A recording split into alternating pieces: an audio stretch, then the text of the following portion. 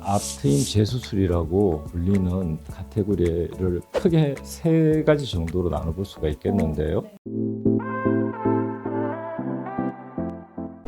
원장님, 근데 수술을 잘 받고 가면 너무 좋은데 이렇게 재수술하러 오시는 경우도 있잖아요. 어떤 경우에 재수술을 많이 원하세요? 내안각 성형술을 받으시고 결과에 만족하지 못하셔서 재수술을 받으러 오시는 경우가 사실 꽤 많습니다. 환자분들께서 아셔야 될 게 내안각 성형술이 상당히 어려운 수술이라는 것입니다. 과거에 어떤 몽고주름 간염이라는 이 잘못된 간염으로 인해서 지금까지 시술이 완전하지 못했던 부분이 있었기 때문에 그래서 이러한 진화생물학적 위태임이 나오게 된 것이고요. 앞트임 재수술이라고 불리는 카테고리를 크게 세 가지 정도로 나눠볼 수가 있겠는데요.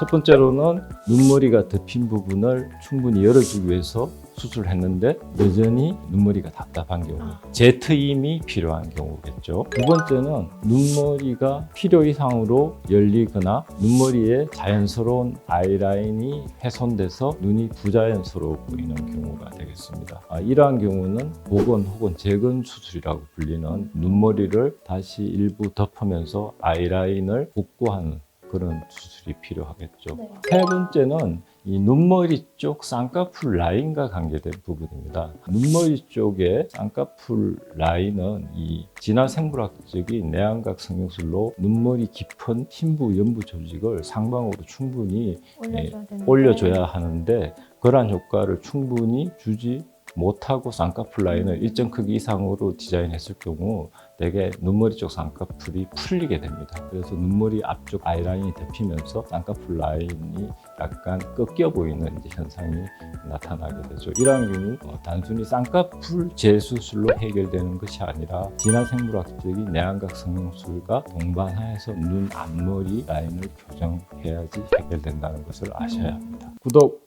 그러면 뭐 타 병원에서 쌍꺼풀만 하고서 앞에가 이상하네 해서 이렇게 다시 오시는 경우도 있나요? 굉장히 많죠. 제가 가장 많이 하는 시술 중에 하나가 눈머리 쪽 쌍꺼풀 라인이 답답해서 내안각 성형술과 동시에 눈머리 쪽 앞라인을 교정하는 수술입니다. 네. 그러면 원래 뭔가 백지에 그림 그리는 건 쉬운데 누가 그려놓은 거 이렇게 수정하는 거는 어렵잖아요. 재수술이 훨씬 더 어려운가요? 네, 아무래도 재수술은 흉터 조직이 있기 때문에 그리고 또 아이라인이 훼손된 경우에는 원래 있던 조직이 일부 상실된 상태이기 때문에 주위 조직을 이용해서 원래의 아이라인을 다시 만들어야 하는 부분이 있으므로 수술 난이도가 첫 번째 수술보다는 아무래도 어려워지게 되겠죠. 네. 안 그래도 뭐 이렇게 부작용 얘기도 많이 있거든요. 뭐 흉살?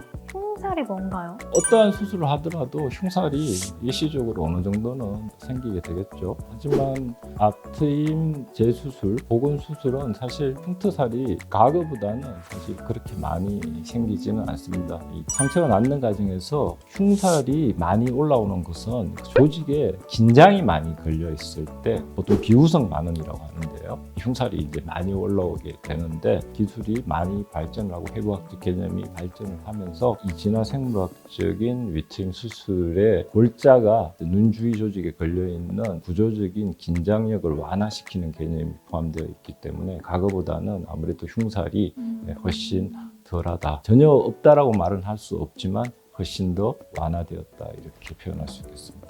그러면 아까 재수술이 처음에 하는 수술보다는 난이도가 좀 있다라고 하셨는데 이게 좀 큰 결심을 해야지 할 수 있는 수술이잖아요. 그러면 이런 재수술을 하기 전에 이거는 좀 고려해줬으면 좋겠다 하는 게 있으신가요? 재수술을 하는 경우에는 첫 번째 수술보다는 의학적 한계가 제한점이 더 있다는 것을 아셔야 합니다. 재수술의 경우에는 수술 전 상담도 훨씬 더 자세하게 하게 됩니다. 왜냐하면 수술 결과에 대해서 사실은 변수가 더 많기 때문에 딱 잘라서 사실 말씀드리기 힘든 부분이 있습니다. 재수술 같은 경우에는 그런 부분들은 환자분들도 이해를 하시고 한계가 있기 때문에. 네.